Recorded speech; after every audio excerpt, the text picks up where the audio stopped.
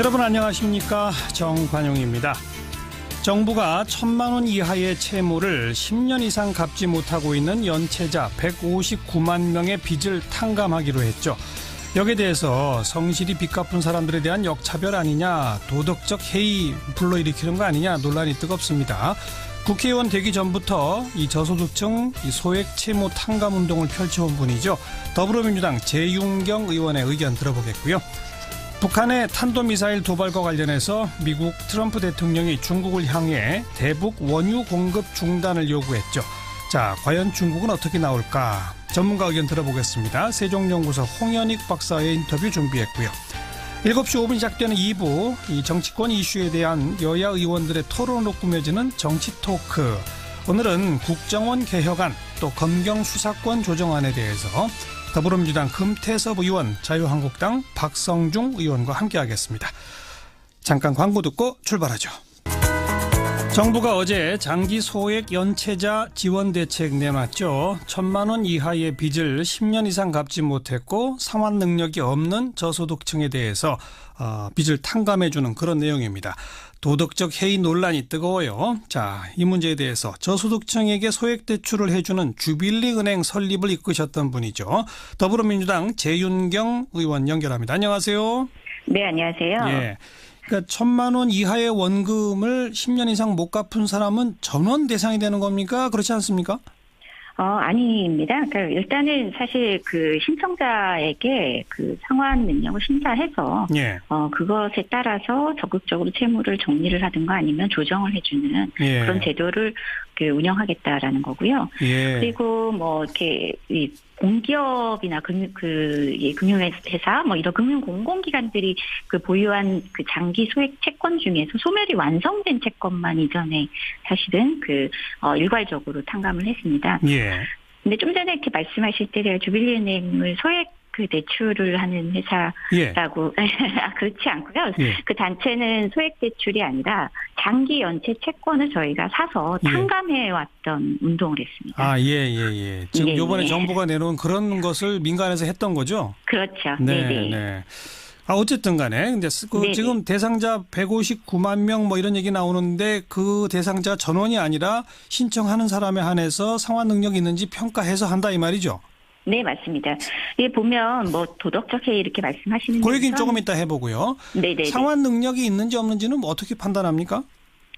상환 능력 심사는 어쨌든 소득하고 그 기본적인 가족 구성원 옆에 집안의 어떤 생활 여력들을 살피는 거죠. 뭐 다산도 좀 볼 테고요. 자산, 소득 이런 것들. 네, 그런 걸 볼 수밖에 없고요. 그런데 사실 그동안 이렇게 장기 연체를 했다는 것이 1,000만 원을 하나도 못 갚은 게 아니고요. 예. 기한 내 갚지 못했기 때문에 이게 연체 상태로 이렇게 오래 지속이 된 거고요. 오히려 장기 연체자들의 경우는 기한 내 갚지 못한 그 과도한 페널티 때문에 1,000만 원 빚을 3,000만 원 갚으신 분도 있고. 그렇죠. 4천만 원 갚으신 분도 있습니다. 그렇죠. 이자가 자꾸 쌓이니까. 예, 그렇죠. 그래서 이게 채권 시장의 그 상환 방식 자체가 굉장히 불합리한 구조가 돼 있기 때문에 이 장기 연체 채무자들의 경우는 어떤 면에서는 굉장히 피해를 보고 있다 이렇게 볼 수도 있습니다. 자, 이런 정책을 통해서 그러면 이 탕감 받으신 분들은 어떤 혜택을 받게 됩니까? 우선 신용 등급 같은 게 올라가나요? 어떻게 되나요? 신용 등급이 올라가거나 그러기는 좀 어려울 거고요. 그건 아니고. 신용 등급은 새로운 신규의 어떤 신용을 공급할 때 기준이 되는 거잖아요. 예. 어쨌든 탕감 대상이 됐는데 다시 새로운 대출을 주는 것은 사실은 좀 그분들에게 근본적인 도움이 되는 건 아니기 때문에 신용 등급의 어떤 혜택을 드리거나 그런 건 아닙니다. 이제 다만 그 추심에서 이제 좀 자유로워지시는 거죠. 그동안 추심 때문에 경제 활동도 못 하거나 아니면 주소 불일치 상태도 굉장히 많습니다. 이런 분들이 이제 정상적인 사회로 복귀할 수 있는 기회가 주어진다고 보시면 좋을 것 같습니다. 알겠습니다. 그런데 조금 아까 언급하려고 하셨던 도덕적 해이 논란이 있습니다. 뭐 열심히 노력해서 빚 갚은 사람만 오히려 역차별 받는 거 아니냐 이런 지적 어떻게 생각하세요? 일단 저는 정부가 적극적으로 설명을 해야 될 대목이 바로 거기 있다고 생각하는데요. 예. 그러니까 이게 성실하게 빚을 갚은 사람과 불성실하게 빚을 안 갚은 사람의 이 구분이 아니고 네. 정상적으로 상환이 되고 있는 분들과 상환 불능자에 대한 게 구분이라고 이렇게 오히려 적극적으로 얘기를 해야 되는 거고요. 예. 저는 언론에서 이게 사실은 조금 이렇게 잘못된 이 설명을 하면서 예. 오히려 이 도저히 생활이 안 돼서 채무 상환이 제때 안 되고 그래서 과도한 연체이자로 빚의 늪에서 헤어나오지 못하는 이분들에 대해서 예. 마치 도덕적으로 문제 있는 것으로 이렇게 몰아가는 것은 과도하다 이렇게 생각합니다. 그리고 채권은요 이미 사실은 굉장히 많은 권리를 내포하고 있습니다. 채권을 행사한다는 것은 그 채무자에 대해서 소득조사, 자산조사 이미 다 할 수 있고요. 예. 소득이 있거나 자산이 있으면 다음류를 통해서 채권을 회수할 수가 있습니다. 그렇죠. 그럼 예. 그런 채권 행사를 다 했음에도 불구하고 빚을 상환하지 못한 상환 불능자들이다. 예. 이런 측면에서 예. 이게 뭐 성실 상환자들과의 형평성 논란이 아니고 예. 오히려 지금 상환이 가능한 정상 채무자들이라 하더라도 예. 어느 날 갑자기 경제적 어려움에 처하게 되면 비인간적인 채권 추심에 노출되는 것이 아니라 아하. 이렇게 채무 조정의 기회가 주어진다. 네. 이렇게 받아들이시는 것이 오히려 좋지 않을까 싶습니다. 상환 불능자다. 불성실이 아니고 그런 네, 거죠? 맞습니다. 예. 네, 맞습니다. 그런데 이제 이런 정책이 몇 년마다 한 번씩 되풀이되면 어떻게든 뭐 소액이라도 대출을 받아서 그냥 계속 뭐 안 갚고 버티다 보면 탕감해 주겠지. 이런 인식이 확산될 우려는 분명히 있는 거 아닌가요? 그 우려는 사실은 두 가지 측면에서 봐야 되는데요. 하나는 사실은 이번에 우리가 정책을 피면서 이렇게 뭐 1년 정도 뭐 혹은 몇 개월 정도 소액을 대출을 받아서 예. 이렇게 의도적으로 안 갚으려고 했던 것이 분명한 사람들을 구제해 주는 게 아니고요. 아하. 이거는 5년, 10년 사실은 경제 생활이 불가능할 정도로 어려운 처지에 내몰리면서 추심을 당했던 그 예. 고통이 있던 그 분들입니다. 예. 이런 정책이 반복된다고 해서 버틸 수 있는 채무자의 환경이나 여건이 되지는 않습니다. 예. 채권자가 이미 채권 행사를 얼마든지 충분히 하거든요. 그래서 그런 예. 우려는 채권의 본질적 속성에 대해서 우리가 굉장히 채권에 과도한 권리를 주고 있는 현실을 전혀 감안하지 않는 얘기라고 말씀드리고 싶습니다. 기존에 왜 개인 회생제도, 뭐 채무 재조정제도 이런 게 또 기존에 있지 않습니까? 네네, 맞습니다. 근데 그 혜택에서도 빠져 있는 분들인가요, 이분들은? 사실은 이제 개인회생제도가 이제 대표적인 채무 재조정 제도고 예. 신보기를 통한 워크아웃 제도가 있긴 한데 예. 개인회생 제도도 탈락률이 높거든요. 그러니까 너무 여기서도 보수적으로 접근하다 보니까 예. 상환능력 심사 과정에서 예. 사실상 이제 조금 더 너무 이렇게 다시 생활이 재기가 가능한 수준으로 이렇게 하지 않고 있다는 점이 문제였고요. 예. 신보기의 워크아웃도 저희가 좀 상당히 문제 지적을 많이 했었습니다. 그리고 또 여기 이번에 탕감 대상이 되시는 분들은 거기서 더 나아가서 이 채권들이 이미 금융회사들이 다 상각 처리를 했거든요. 한마디로 회계장부에서 다 빼버렸습니다. 예. 그럼에도 불구하고 채권은 살아서 대부업체 등에 이렇게 무분별하게 여러 차례 재미각돼서 채권자들이 바뀌어가면서 추심이 이어져 온 거거든요. 예. 근데 경우에 따라서는 보면은 이 채권액을 보면요. 뭐 예를 들면 어떤 분은 20만 원을 못 갚아서 이 유치장에 감치까지 된 사례가 있는데 예. 이분이 그러면 정말 20만 원이 돈이 없어서 안 갚았냐 이렇게 탓하실 수도 있지만 아니죠. 몇백만 원을 갚았습니다. 다만 제때 못 갚은 거예요. 알겠습니다. 예. 그런 제때 못 갚다 보니까 눈덩이처럼 불어나서 온갖 그렇죠. 피해를 이미 보신 분들이다. 그렇죠. 알겠습니다. 네, 알겠습니다. 오늘 여기까지 듣죠. 고맙습니다. 네, 고맙습니다. 더불어민주당 재윤경 원내대변인이었습니다.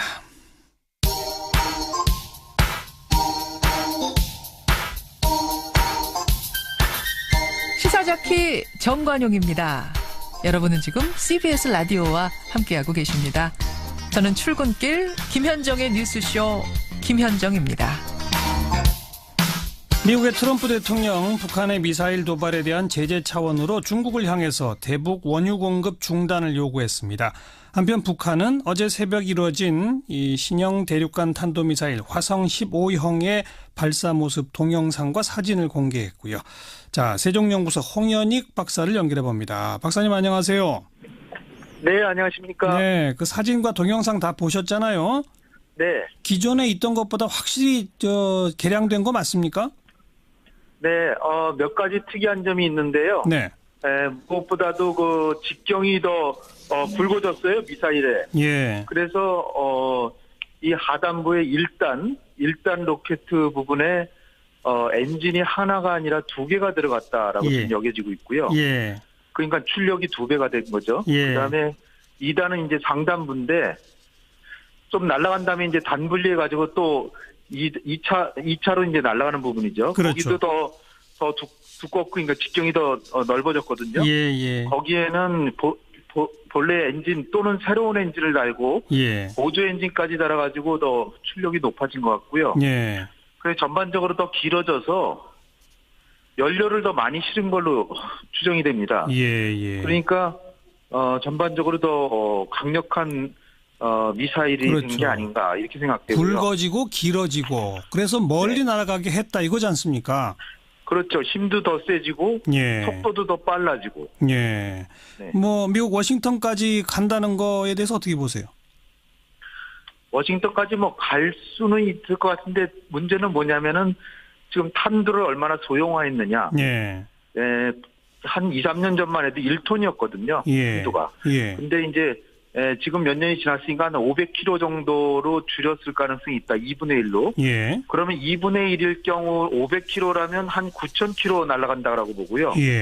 그다음에 200km까지 더 많이 소형화했다 그러면 뭐 10,000km 좀 넘어갈 수도 있다. 이렇게 보는데 그러니까 200km까지 줄였을 것 같지는 않거든요. 이렇게 보면 지금 당장에 전쟁이 났을 때 워싱턴까지는 아직은 안 날아간다. 근데 이제 조금만 더 개발하면 날아갈 수 있다. 이 정도라고 보여집니다. 대기권 재진입에 대해서는 홍 박사님 의견 어떠세요? 저는 아직 대기권 재진입은 못한 것 같고요. 대기권 재진입을 시험하려면 정상 각도로 쏴야 되는데 정상 궤도로. 근데 이번에도 거의 수직으로 고각 발사를 했기 때문에 그러니까 모의 실험이지 실제 실험에서 성공했다고 보기는 매우 어렵죠. 그래서 대부분의 과학자들은 아직 대기권 재진입까지는 아니다.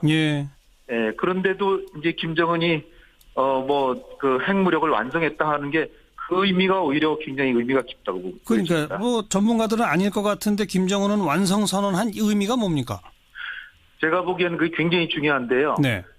경우에 따라서는 김정은이 이제 대화로 나올 수도 있다는 것이고요. 대화로 나올 수 있는 그 논리적인 명분을 만들었기 때문에 한국과 미국이 어떻게 하느냐에 따라서는 지금 이를테면 도발했으니까 안보리에서 또 제재 놀이하고 뭐 하잖아요. 그렇겠죠. 근데 만약에 요번에 어떤 경위간 간에 제재를 안 한다. 그리고 미국이 조건 없이 대화해보자. 그러면 저는 대화에 나올 수 있다라고 보여집니다.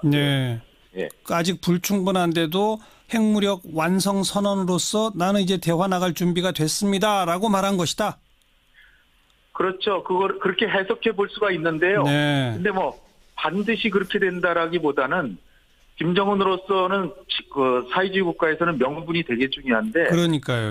명분을 만들었다라고 하는 거는 그런 의도가 있을 수 있다는 것을 보여준다는 거죠. 알겠습니다. 그래서 우리나 미국이 어떻게 하느냐에 따라서는 잘하면은 대화 국면으로 갈 수도 있는데.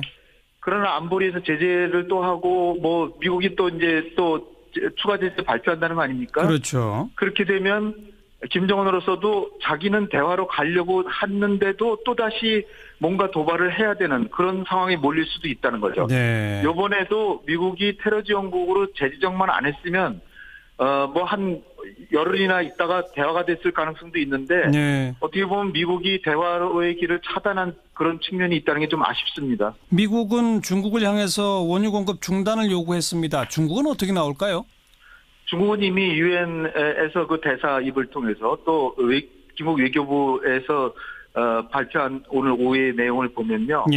이건 안보리 결의의 내용은 중국은 100% 충실하게 하지만 그렇다고 해서 독자 국가의 독자 제재는 반대한다.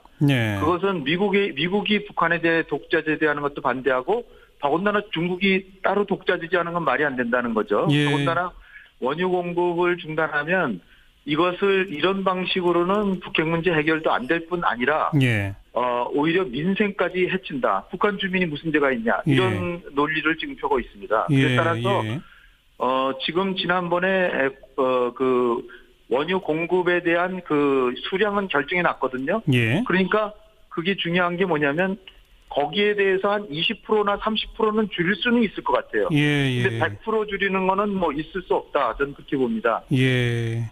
이미 유엔 안보리에서 논의된 수준 한 20% 30% 줄여 나가는 요거까지만 이행할 것이다. 그 말씀 그렇게 이해하면 되겠죠? 일단은 안보리 결의만 이행한다는 거죠. 네, 그런데 네. 미국이 그렇게 뭐 세컨더리 보이콧을 막 휘두르고 한다면 그렇다면 뭐 한 20% 정도는 줄일 수 있다. 이렇게 타협은 될 수 있다는 거죠. 미국 트럼프 대통령은 또 동부가 오면서는 북한하고 대화할 의향을 많이 밝혔었는데 자 네. 앞으로 어떻게 될까요? 대화 국면 쪽으로 갈까요? 아니면 또 추가적인 제재 그다음에 북한의 뭐 추가적인 뭐 핵실험 이런 쪽으로 갈까요? 제가 좀 트럼프 대통령이 들으면 좀 싫어하시겠지만은 이번에 쭉 순방하시는 거 보면서 일본과 한국과 중국에서 이 동북아의 긴장 국면을 활용해서 1차 수금을 한 것 같고요. 네. 돌아가서 테러 지원국 지정하고 재무부 추가 제재하고 북한이 이제 미사일 쏘니까 2차 수금으로 들어가지 않을까 제 걱정인데요. 그렇게 하지 않으려면 우리 정부가 좀 잘하고 중국하고 오히려 중국 방문해서 시진핑 주석하고 어떻게 보면 긴밀히 연결해서 이것이 뭐 동북아의 평화와 안정과 북핵 문제 해결을 위한 거니까 트럼프 대통령이 뭐 군사 제재는 물론이고 동북아 긴장을 추가로 고조시키는 거를 트럼프나 김정은이나 둘 다 못하도록 만들어야 되는데 슬기로운 지혜가 필요한데 지금 우리 정부의 기조는 트럼프 행정부에 너무 좀 지나치게 좀 추종하는 듯한 우리의 국익은 사실은 제재도 하고 한미연합훈련도 강화하지만 협상과 대화도 해야 되는데 트럼프 대통령에게도 제재하고 훈련하더라도 그건 열심히 하겠으니까 그러나 조건 없이 대화도 해보자. 알겠습니다. 그리고 우리도 대북 특사도 보내겠다. 이런 식으로 해야 되지 않을까 저는 생각합니다. 홍 박사님의 그 1차 수금, 2차 수금이 참 적절한 표현이라는 생각이 드는군요. 여기까지 고맙습니다. 네, 감사합니다. 세종연구소의 홍현익 박사였습니다. 윤태곤의 뉴스사이다. 윤태곤 실장 어서 오십시오. 네, 안녕하세요. 네, 특별 사면 이야기가 솔솔 흘러나오고 있죠? 그렇죠. 문재인 정부 출범 이후에 사면이 한 번도 없었잖아요. 없었죠. 예, 최근에 이야기가 나오고 있어가지고 오늘 박상기 법무부 장관이 국회에 나왔는데 의원들이 물어봤습니다. 요즘 이제 보도도 나오고 있지 않냐 그러니까 성탄절 사면은 시기적으로 촉박하고 상당한 어려움이 있다 이렇게 말했어요. 그럼 성탄절 사면은 없다? 근데 이건 이렇게 해석하는 게 맞겠죠. 성탄절은 촉박한데 그 뒤에는 가능하다. 그 뒤면은 뭐 신년이 될 수도 있는 설날이 것이고 될 수도 있고. 뭐 그렇죠. 네.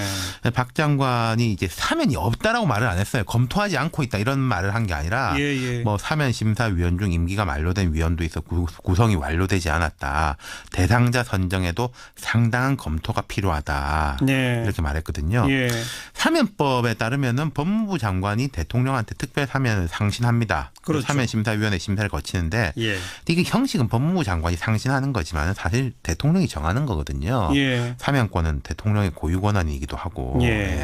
몇몇 사안에 대해서 검토 중이다 이런 보도가 나왔었는데 지금 법무부 장관도 검토는 하고 있다는 거죠. 그러니까. 그렇죠. 말은 그런 겁니다. 결국은 핵심은. 지금 청와대 법무부 주변에서 나오는 이야기는 이런 겁니다. 일단 사드 반대 집회, 세월호 관련 집회, 용산 참사 관련 집회, 제주 해군기지 반대 집회, 밀양 송전탑 반대 집회 참석자들에 대해서는 사면이 검토 중이다. 그 이런 집회 참석해서 나왔어요. 형사처벌 받은 사람들. 그렇죠. 근데 이제 언론의 관심은 정치인이잖아요. 그렇죠. 오늘 또 이제 무슨 질문이 있었냐면은 언론에 보도된 몇 가지 사건과 관련된 사람이 사면 대상에 포함되도록 지시한 바 없느냐 의원들이 이렇게 물어보니까 실무 차원의 검토에 불과하고 실무 차원 검토했다는 뜻이죠.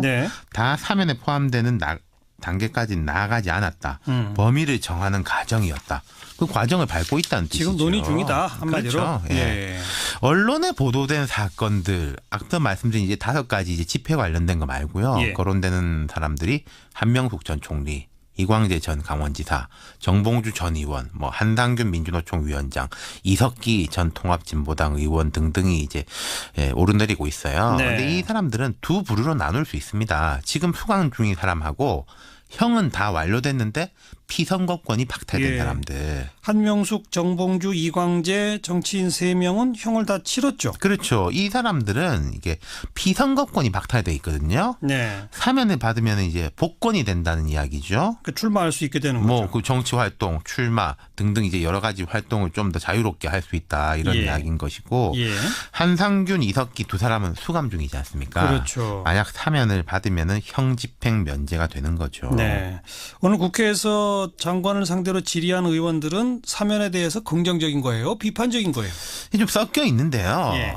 보수 진영에서는 지금 벌써 딱 이름만 나오면 반발하려고 태도를 갖추고 있습니다. 그리고 좀 온도차가 있는 게 정봉주 전 의원 같은 경우에는 좀 쉬울 거예요. 얼마 전에 민주당, 정의당, 국민의당 의원 125명이 문 대통령한테 사면 청원을 냈고 지지난 대선 일이지 않습니까? 그리고 BBK 관련이죠. 그렇죠. 개인이 비리가 아니고 실형을 살고 나온 지도 한참 됐죠. 근데 한명숙 전 총리 같은 경우에는 출소한 지 얼마 안 됐고. 근데 한명숙 전 총리나 이광재 전 지사 같은 경우는 개인 금전 관련 비리 문제라서 또 조금 성격이 다르고. 또 이제 뜨거운 감자는 한상균 위원장하고 특히 이석기 전 의원. 이석기 전 의원은 민중당이 적극적인데 죄목이 이제 내라는 모죄라서 만만치가 않은 것이고. 여기도 좀 경우가 다르죠. 다 사안마다 조금씩 다 다르네요. 그리고 제가 쭉 지금 말씀드렸던 요 사안들을 보면은 주로 여권이나 진보 진영 쪽이에요. 그렇죠. 100%네요. 주로가 아니라. 통상 사면을 할 때 명분으로 내세운 게 국민 통합 이런 거지 않습니까? 좀 균형을 맞추긴 하거든요. 좌우 균형도. 그렇죠. 진보 보수. 그런 정치적인 고려들도 이제 포함이 될 것 같아요. 어쨌든 이 성탄절 사면이 어려운데 내년 초에는 폭이 어느 정도든 간에는 사면이 되긴 될 가능성이 있고 또 대통령 공약 사항에 기업인들 하면 잘 안 하겠다 이런 게 있었기 때문에 아까 말씀드린 이제 집회 참석자들은 좀 쉽게 될 것이고 정치인들은 아마 구색 맞추기가 조금 쉽지는 않아 보인다. 보수 쪽에 보면은 박근혜 전 대통령 쪽 이쪽 국정농단은 지금 진행 중이니까 할 수가 없는 것인 거고 불가능하죠. 지금 딱히 후보자가 별로 없어요. 사면을 해줄 만한 사람들이 그런 게 이제 또 조금 이제 어려운 점이 될 것 같아요. 정봉주 의원 같이 정치적 이유로 수감됐다가 나온 사람은 또 그쪽에는 없잖아요, 아예. 그렇죠. 그 구색 맞추기 쉽지 않겠는데 결론이 어떻게 날지 지켜봅시다. 수고하셨어요. 감사합니다.